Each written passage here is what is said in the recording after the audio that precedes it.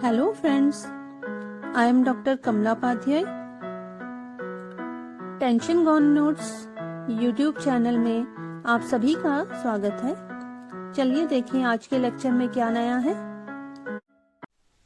Students, आज का lecture Mendel's laws of inheritance में से उनका जो पहला जो लॉ था, मेंडल्स फर्स्ट लॉ, जिसे कि लॉ ऑफ डोमिनेंस के नाम से भी जानते हैं, इसके ऊपर है। तो चलिए देखिए इस लॉ में मेंडल ने इनहेरिटेंस के बारे में क्या समझाया है।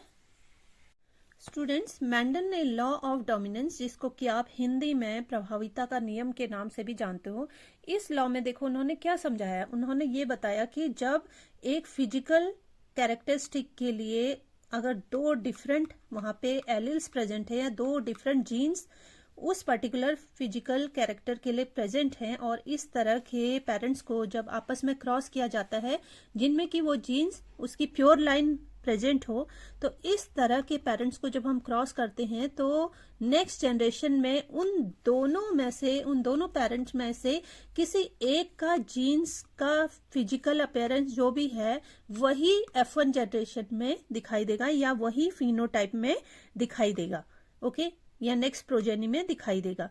सो स्टूडेंट, जो लॉ ऑफ डोमिनेंस है वो ये एक्सप्लेन करता है कि किसी भी मोनोहाइब्रिड क्रॉस में जिसमें दो कॉन्ट्रास्टिंग ट्रेट्स वाले पेरेंट्स को जब आपस में क्रॉस किया जाता है तो F1 जनरेशन में उन दोनों पेरेंट्स में से किसी एक का कैरेक्टर ही प्रोजेनी में दिखाई देगा और दूसरे का अनएक्सप्रेस्ड रहेगा, यानी कि वो दिखाई नहीं देगा।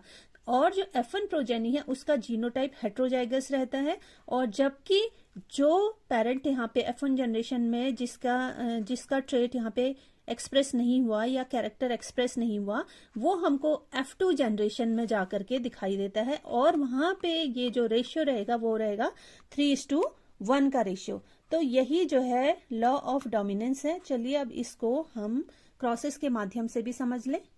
सो स्टूडेंट, मेंडल ने अपने लॉ ऑफ डोमिनेंस को दिखाने के लिए, उसको समझाने के लिए उन्होंने जो क्रॉसेस किए वो थे मोनोहाइब्रिड क्रॉस, जिसमें उन्होंने एक पर्टिकुलर फिनोटिपिक कैरेक्टर के लिए उन्होंने क्रॉसेस किए थे। जैसे फिनोटिपिक कैरेक्टर यहाँ पे है हाइट, तो हाइट के लिए उन्होंने दो डिफरेंट प्योर एलील वाले पेरेंट्स को आपस में उन्होंने क्रॉस किया और यहाँ पे दोनों ही कॉन्ट्रास्टिंग कैरेक्टरिस्टिक है। देखो, एक तो उन्होंने टॉल प्लांट ले लिया और दूसरा ड्वार्फनेस ले लिया और दोनों ही होमोजाइगस है, जीनोटाइप वाइज दोनों होमोजाइगस हैं।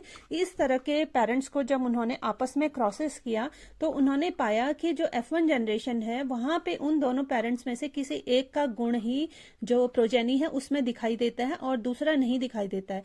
तो जो दिखाई दिया उसको उन्होंने कहा डोमिनेटिंग कैरेक्टरिस्टिक, और जो नहीं दिखाई दिया, जो अनएक्सप्रेस्ड रहा, उसको उन्होंने कहा रिसेसिव कैरेक्टरिस्टिक या अप्रभावितता का नियम। उन्होंने यहाँ पे ये बताया कि वो अप्रभावी लक्षण है, कहना चाहिए बल्कि। और इसके बाद जब उन्होंने जो F1 जनरेशन है इसको वापस F1 के साथ ही उन्होंने क्रॉस किया तो देखो इसके क्या रिजल्ट्स रहे।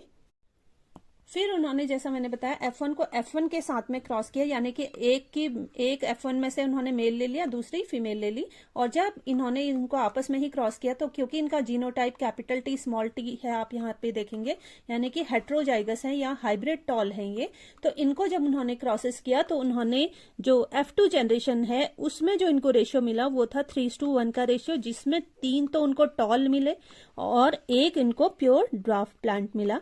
तो इस तरह से उन्होंने ये प्रूफ किया कि जो पेरेंट्स हैं उनमें से किसी एक का लक्षण ही वापस जो है एक तरह से जो प्रोजेनी है उसमें दिखाई देगा और जो दूसरा हुआ जो लक्षण है वो छुपा हुआ रहता है। और जैसा कि यहाँ पे जब आपने F1 जनरेशन का क्रॉस देखा था तो वहां पे आपने देखा था कि एक ही पेरेंट का गुण वहां पे दिखाई दिया, जबकि जो दूसरे पेरेंट का गुण जो नहीं दिखाई दिया वो हमको F2 जनरेशन में मिला। ओके, तो इससे ये प्रूफ हुआ कि अगर एक पर्टिकुलर फिनोटिपिक कैरेक्टरिस्टिक के लिए अगर डिफरेंट एलिल्स प्रेजेंट हैं तो उनमें से किसी एक को ही आप एक्सप्रेस्ड देखेंगे नेक्स्ट प्रोजेनी में या नेक्स्ट जनरेशन में। ओके, तो इसी को हम कहते हैं लॉ ऑफ डोमिनेंस। और जो यहाँ पे आपको F2 जनरेशन में प्योर लाइन मिली ड्वार्फनेस की, तो इसको उन्होंने फिर लॉ ऑफ सेग्रीगेशन के माध्यम से समझाया, जिसे आप नेक्स्ट वीडियो में आप देख सकते हैं। लॉ ऑफ सेग्रीगेशन का वीडियो भी मैंने अपलोड कर दिया है, तो वहां से आप उसको अच्छे से समझ सकते हैं। ओके, सो स्टूडेंट, ये था आज का लेक्चर। लॉ ऑफ डोमिनेंस पे। I hope this lecture will help you in your studies. Thank you.